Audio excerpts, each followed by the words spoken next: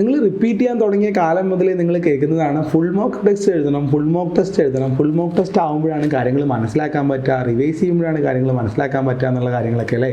Full mock എക്സാമിൻ്റെ ഉള്ളിൽ ഒരു കുഴിയുണ്ട്, അതെന്താണെന്നല്ലേ, അതാണ് ഞാൻ ഇന്ന് ഈ വീഡിയോയിൽ പറഞ്ഞു തരുന്നത്.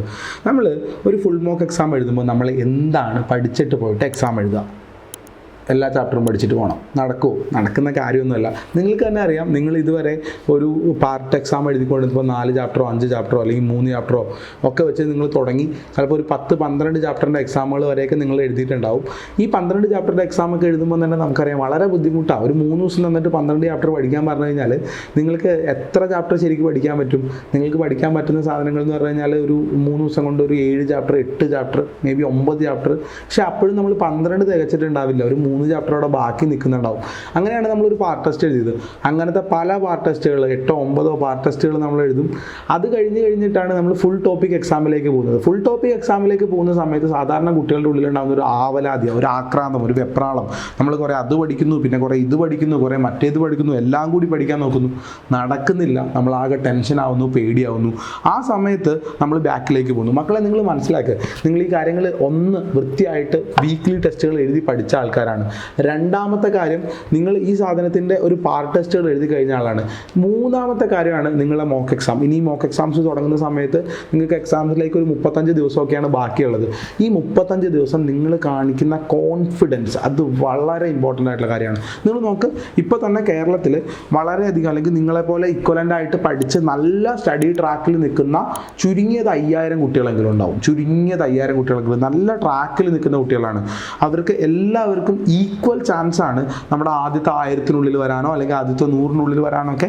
ഈ പഠിക്കുന്ന 5000 കുട്ടികൾക്കും ഈക്വൽ ചാൻസ് ആണ് ഉണ്ടാവുക. സോ ഈ 5000 കുട്ടികളിൽ നിന്ന് നിങ്ങൾ എന്തിനു വേണ്ടിയിട്ട് അല്ലെങ്കിൽ എങ്ങനെ ആദ്യത്തെ 100-നുള്ളിലെത്തും? അതിൻ്റെ ക്രൈറ്റീരിയ എന്താണെന്ന് വെച്ച് കഴിഞ്ഞാൽ, ഈ സമയത്ത് നിങ്ങൾ കാണിക്കുന്ന കോൺഫിഡൻസ്, ഈ സമയത്ത് നിങ്ങൾ കാണിക്കുന്ന പോസിറ്റിവിറ്റി, ഈ സമയത്ത് നിങ്ങൾ വർക്ക് ചെയ്യുന്ന ഒരു റെഗുലർ വർക്ക് പാറ്റേൺ, ഇതൊക്കെയാണ് നിങ്ങൾ ആദ്യത്തെ റാങ്കുകളിലേക്ക് എത്തിക്കുന്നത്. തീർച്ചയായിട്ടും നിങ്ങളെപ്പോലെ തന്നെ ഞാൻ പറഞ്ഞത് 5000 പേരെങ്കിലും ചുരുങ്ങിയതുണ്ടാവും.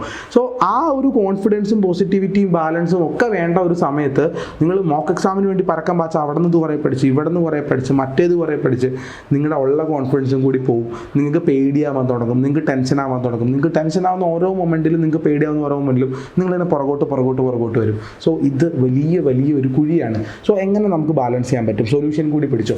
നിങ്ങൾ പാർട്ട് ടെസ്റ്റ് പഠിച്ചിട്ടുണ്ടാവും അല്ലേ? ഓരോ പാർട്ടാക്കിയിട്ട് നിങ്ങളൊരു 15 ചാപ്റ്ററോ 12 ചാപ്റ്ററോ ഒക്കെ ഓരോ മൊഡ്യൂൾസ് ആക്കി, മൊഡ്യൂൾ 1, മൊഡ്യൂൾ 2, മൊഡ്യൂൾ 3. അത് ഡിഫറെൻറ്റ് ഇൻസ്റ്റിറ്റ്യൂട്ടിന് ഡിഫറെൻറ്റ് സ്ട്രാറ്റജിയാണ്. ടോപ്പയിലുള്ള സ്ട്രാറ്റജി കംപ്ലീറ്റ്ലി ഡിഫറെൻ്റ് ആണ്. നമ്മൾ 100 സ്റ്റെപ്പ് ഇട്ടിട്ട് ആ സ്റ്റെപ്പ് വഴിയിട്ടാണ് കുട്ടികൾ പോയിക്കൊണ്ടിരിക്കുന്നത്. So this is for not topper students. Definitely topper സ്റ്റുഡൻസിന് വേണ്ടിയിട്ടല്ല. ഡോപ്പ സ്റ്റുഡൻസ് നിങ്ങൾക്ക് തന്നിട്ടുള്ള ആ step wise plan completely execute ചെയ്താൽ മതി. അത് തന്നെയാണ് നിങ്ങൾക്കുള്ള ഏറ്റവും റൈറ്റ് ആയിട്ടുള്ള സ്ട്രാറ്റജി. ഇനി സ്റ്റെപ്പ് വൈസ് പ്ലാനൊന്നും ഇല്ലാതെ ഒരു 3 ദിവസത്തേക്ക് 12 ചാപ്റ്ററൊക്കെ കൊടുക്കുന്ന ഇൻസ്റ്റിറ്റ്യൂട്ടുകൾ കേരളത്തിൽ എമ്പാടുണ്ട്. ഞാൻ മനസ്സിലാക്കുന്നിടത്തോളം ബാക്കി എല്ലാ ഇൻസ്റ്റിറ്റ്യൂട്ടുകളിലും അത്തരത്തിലുള്ള പാറ്റേണിലാണ് കാര്യങ്ങൾ പോയിക്കൊണ്ടിരിക്കുന്നത് എന്നുള്ളതാണ്.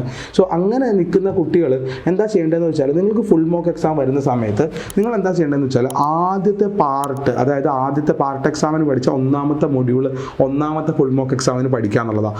അങ്ങനെ പഠിക്കാൻ നേരത്ത് നിങ്ങൾ ചെയ്യേണ്ട കാര്യം, നിങ്ങൾ ആ പാർട്ട് എക്സാം എഴുതുന്ന സമയത്ത് ഞാൻ പറഞ്ഞില്ലേ, 3 ദിവസം കൊണ്ട് നിങ്ങളൊരു 9 ചാപ്റ്റർ അല്ലെങ്കിൽ അങ്ങനെയൊക്കെ പഠിച്ചൊരു 3 ചാപ്റ്ററോ അല്ലെങ്കിൽ എല്ലാ ചാപ്റ്ററിൻ്റെയും കുറച്ച് ഏരിയാസൊക്കെ മിക്സിങ് ആക്കിയിട്ടാണ്, അല്ലെങ്കിൽ മുഴുവനായിട്ട് കംപ്ലീറ്റ് ആക്കാൻ പറ്റാതെയാണ് നിങ്ങൾ എങ്ങോട്ട് വന്നത്, ഈ പാർട്ട് എക്സാം എഴുതിയിട്ടുണ്ടായിരുന്നത്. സോ ഫുൾ മോക്ക് എക്സാം വരുന്ന സമയത്ത് അതേ മൊഡ്യൂളിൻ്റെ ഉള്ളിൽ മിസ്സായി പോയ ടോപ്പിക്കുകൾക്ക് പ്രയോറിറ്റി കൊടുത്തി ആ ഒന്നാമത്തെ മൊഡ്യൂൾ അല്ലെങ്കിൽ ഒന്നാമത്തെ പാർട്ട് ടെസ്റ്റുള്ള ഒരു 12 ചാപ്റ്ററോ 13 ചാപ്റ്ററോ വൃത്തിയായിട്ട് കംപ്ലീറ്റ് ആയിട്ട് പഠിച്ച് തീർത്തതിന് ശേഷം ഒന്നാമത്തെ ഫുൾ മോക്ക് എക്സാം എഴുതുക. മാർക്ക് കുറവായിരിക്കും എന്നുള്ള കാര്യം നിങ്ങൾക്ക് ഉറപ്പാണ്. കാരണം 96 ചാപ്റ്റർ പഠിക്കേണ്ട അല്ലെങ്കിൽ 96 ചാപ്റ്ററിൽ നിന്നും ക്വസ്റ്റ്യൻസ് വരുന്ന എക്സാമിന് നിങ്ങൾ 12 ചാപ്റ്റർ ഫോക്കസ് ചെയ്ത് പഠിച്ചിട്ടാണ് നിങ്ങൾ പോയത്. ഡെഫിനറ്റ്ലി മാർക്ക് കുറച്ച് കുറയും, പേടിക്കേണ്ടതില്ല. കാരണം രണ്ടാമത്തെ മോക്ക് എക്സാം വരുമ്പോൾ നിങ്ങൾ രണ്ടാമത്തെ മൊഡ്യൂളാണ് മുഴുവനായിട്ട് പഠിക്കാൻ വേണ്ടി പോകുന്നത്. രണ്ടാമത്തെ മൊഡ്യൂളിൽ നിങ്ങൾ മുഴുവനായിട്ട് ഒരു പോയിന്റ് പോലും, കാരണം പാർട്ട് ടെസ്റ്റിന് വിട്ടുപോയ സാധനങ്ങളും കാര്യങ്ങളൊക്കെ നോക്കി വെച്ചിട്ട് മുഴുവനായിട്ടും ഈ സാധനങ്ങൾ നിങ്ങൾ പഠിക്കുന്നുണ്ട്. അപ്പോൾ രണ്ടാമത്തെ എക്സാം എഴുതുമ്പോഴത്തേക്കും ഒന്നാമത്തെ മൊഡ്യൂളിൻ്റെ ഐഡിയാസ് നമ്മുടെ കയ്യിലുണ്ട്, രണ്ടാമത്തെ മൊഡ്യൂളും നമ്മൾ കംപ്ലീറ്റ് ചെയ്തിട്ടുണ്ട്. മാർക്ക് കുറവായിരിക്കും, പക്ഷേ ചെറിയ ഇമ്പ്രൂവ്മെൻറ്റ്സ് സാധനങ്ങൾ കാണിച്ചേക്കാം. ഇനി ഇമ്പ്രൂവ്മെൻറ്റ്സ് ഇല്ലെങ്കിലും പേടിക്കേണ്ട. മൂന്നാമത്തെ മോക്ക് ടെസ്റ്റിനും വീണ്ടും മൂന്നാമത്തെ പാർട്ട് ടെസ്റ്റിൻ്റെ മൊഡ്യൂൾ പഠിച്ചിട്ട് പോവുക. നാലാമത്തതിന് 4, അഞ്ചാമത്തതിന് 5, അങ്ങനെ 8-9 മോക്ക് ടെസ്റ്റുകളൊക്കെ ആകുമ്പോഴത്തേക്കും നിങ്ങൾ ഈ സാധനങ്ങൾ മുഴുവനായിട്ടും കവർ ചെയ്തിട്ടുണ്ടാവും. ഇനി അത് മുഴുവനായിട്ടും കവർ ചെയ്തതിന് ശേഷം അടുത്ത ഫുൾ ടോക്ക് കഴിയുമ്പോൾ 1ാമത്തെയും 2ാമത്തെയും പാർട്ട് ടെസ്റ്റിൻ്റെ മൊഡ്യൂൾസ് ഒരുമിച്ച് പഠിക്കുക. ഇതിനകത്ത് നിങ്ങൾക്ക് ഏറ്റവും അറിയില്ലാത്ത പോർഷൻസിന് സ്പെസിഫിക്കലി കൊടുക്കുക. സോ ഞാൻ പറയുന്ന വാക്ക് വളരെ സ്പെസിഫിക് ആണ്. അറിയില്ലാത്ത പോർഷനാണ് നിങ്ങൾക്ക് പഠിക്കേണ്ടത്, അതല്ലാതെ അറിയില്ലാത്ത ചാപ്റ്റർ അല്ല. നിങ്ങളൊരു റിപ്പീറ്റർ ആണെങ്കിൽ നിങ്ങൾക്ക് ഒരിക്കലും അറിയില്ലാത്ത ചാപ്റ്റർ എന്നൊരു സാധനം ഉണ്ടാവില്ല. നിങ്ങളിപ്പോൾ സെമി കണ്ടക്ടർ ഇലക്ട്രോണിക്സ് സ്വതവേ കുട്ടികൾ പാടാണ്, അറിയില്ല എന്ന് പറയുന്ന ചാപ്റ്ററാണ്. അതിനകത്ത് തുടക്കത്തിലുള്ള N type doping, P type doping, അല്ലെങ്കിൽ തുടക്കത്തിലുള്ള ചെറിയ ചെറിയ സിമ്പിൾ സർക്യൂട്ടുകൾ, അത് വെച്ചിട്ടുള്ള ട്രാൻസിസ്റ്ററുകൾ, ഈ സാധനങ്ങളൊക്കെ നിങ്ങൾക്ക് അറിയുന്നുണ്ടാവും. ഇലക്ട്രോണിക് ഡിവൈസിൽ ആംപ്ലിഫയർ നിങ്ങൾക്ക് പാടായിരിക്കും, ലോജിക് ഗേറ്റ്സ് നിങ്ങൾക്ക് എളുപ്പമായിരിക്കും. സോ അങ്ങനെ നോക്കുകയാണെങ്കിൽ ആ ചാപ്റ്ററിനകത്ത് ആംപ്ലിഫയർ ആണ് നിങ്ങൾക്ക് അറിയില്ലാത്തത്, അല്ലാതെ സെമി കണ്ടക്ടർ ഇലക്ട്രോണിക്സ് എന്ന് പറയുന്ന ചാപ്റ്റർ അല്ല നിങ്ങൾക്ക് അറിയില്ലാത്തത്. ആ ചാപ്റ്ററിൻ്റെ എളുപ്പമുള്ള ടോപ്പിക്ക് നിങ്ങൾക്ക് ഓൾറെഡി അറിയാം മക്കളെ. ധൈര്യമായിട്ട് കോൺഫിഡൻ്റ് ആയിട്ട് ആംപ്ലിഫയർ എന്ന് പറഞ്ഞ ടോപ്പിക് എടുത്തിട്ട് ആ ടോപ്പിക് ഒന്ന് വായിക്കാനും ആ ടോപ്പിക്കിൽ നിന്നുള്ള കുറച്ച് ക്വസ്റ്റ്യൻസ് ഫോക്കസ്ഡ് ആയിട്ട് ചെയ്യാനും നിങ്ങൾക്ക് പറ്റണം എന്നുള്ളതാണ്. സോ അതുപോലെ ഈ ഒരു റൗണ്ട് മോക്ക് എക്സാം എഴുതി കഴിഞ്ഞാൽ അടുത്ത റൗണ്ടിലേക്ക് വരുമ്പോൾ 1ാമത്തെ 2ാമത്തെ പാർട്ട് നമ്മൾ കമ്പൈൻഡ് ആക്കിയിട്ട് എടുത്ത് നോക്കണം. പിന്നെ 3-4 പാർട്ട് നമ്മൾ കമ്പൈൻഡ് ആക്കി എടുത്ത് നോക്കണം. അടുത്ത എക്സാമിന് പഠിക്കുമ്പോൾ 5-6 പാർട്ട് നമ്മൾ കമ്പൈൻഡ് ആക്കി നോക്കണം. ഇതൊരു റൗണ്ട് കഴിഞ്ഞ് കഴിഞ്ഞാൽ അടുത്ത മോക്ക് എക്സാം വരുമ്പോൾ 1, 2, 3 പാർട്ടുകൾ കമ്പൈൻഡ് ആക്കി എടുത്ത് നോക്കണം. അങ്ങനെ ഗ്രാജുവലി പാർട്ടിൻ്റെ എണ്ണം കൂട്ടിയെടുത്തിട്ട് അവസാനത്തെ 2 മോക്ക് എക്സാമിൽ ഒരു ദിവസം +1 മൊത്തം നോക്കിയിട്ട് ഒരു മോക്ക് എക്സാം എഴുതണം, പിറ്റേ ദിവസം +2 മൊത്തം നോക്കിയിട്ട് ഒരു മോക്ക് എക്സാം എഴുതണം. പിന്നെയും സമയം കിട്ടുകയാണെങ്കിൽ ഒരു മോക്ക് എക്സാമിന് എല്ലാം കൂടി നോക്കിയിട്ട് ഒരു മോക്ക് എക്സാം എഴുതുക എന്നുള്ളതാണ്. സോ ഇത്തരത്തിലൊരു പ്ലാൻ നിങ്ങൾക്ക് കൊണ്ടുപോകാം. നിങ്ങളുടെ ഇൻസ്റ്റിറ്റ്യൂട്ടിൽ നിങ്ങൾ പഠിക്കുന്ന സമയത്ത് നിങ്ങൾക്ക് ഇതുപോലത്തെ ഒരു പ്ലാൻ നിങ്ങൾക്ക് തരണം എന്നില്ല. അവരെന്ത് ചെയ്യും, ഒരു 20 മോക്ക് എക്സാം അങ്ങ് നിരത്തി ഷെഡ്യൂൾ ചെയ്ത് വെക്കും.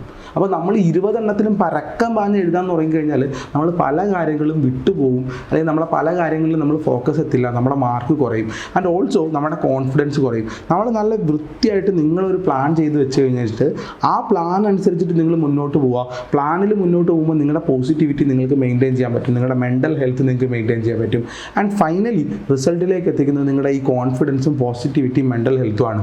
സോ ഈ കാര്യങ്ങൾ നിങ്ങൾ മനസ്സിലാക്കിയിരിക്കുക എന്നുള്ളതാണ്. സോ മോക്ക് എക്സാം എഴുതുക എന്നുള്ളത് നിങ്ങൾ ആദ്യമൊക്കെ ഞാൻ പറഞ്ഞ പോലെ വളരെ ഇമ്പോർട്ടൻ്റ് ആയിട്ടുള്ള കാര്യമാണ്, നിങ്ങളുടെ മാർക്ക് ഇമ്പ്രൂവ് ചെയ്യുന്ന കാര്യമാണ്. പക്ഷേ നല്ല പ്ലാൻഡ് അല്ലാതെ മോക്ക് എക്സാം എഴുതുന്നത് നിങ്ങളുടെ കോൺഫിഡൻസ് കുറയ്ക്കാനും നിങ്ങളുടെ റാങ്ക് കുറയ്ക്കാനും ഇടയാക്കും എന്നുള്ള കാര്യം ഓർത്തിരിക്കുക. ഈ വരുന്ന ടോപ്പിക്കിനെ പറ്റിയിട്ട് എന്താണ് നിങ്ങളുടെ ഡൗട്ട്, എന്താണ് കാര്യങ്ങൾ എന്നുള്ളത് താഴെ കമൻറ്റ് ബോക്സിൽ പറയുമല്ലോ. കൂടുതൽ വീഡിയോസും കൂടുതൽ ഹെൽപ്ഫുൾ ആയിട്ടുള്ള ടിപ്സുമായിട്ട് നിങ്ങളുടെ അടുത്തേക്ക് നമ്മൾ വരുന്നുണ്ടാവും. സോ തീർച്ചയായിട്ടും വളരെ പോസിറ്റീവായിട്ടിരിക്കുക. നീറ്റ് 2023 നിങ്ങളുടേതാവട്ടെ എന്നുള്ള കാര്യം അറിയാം. ഇതുപോലെയുള്ള കൂടുതൽ വീഡിയോസ് കിട്ടാൻ വേണ്ടിയിട്ട് ചാനൽ സബ്സ്ക്രൈബ് ചെയ്യുന്ന കാര്യം പരിഗണിക്കുക.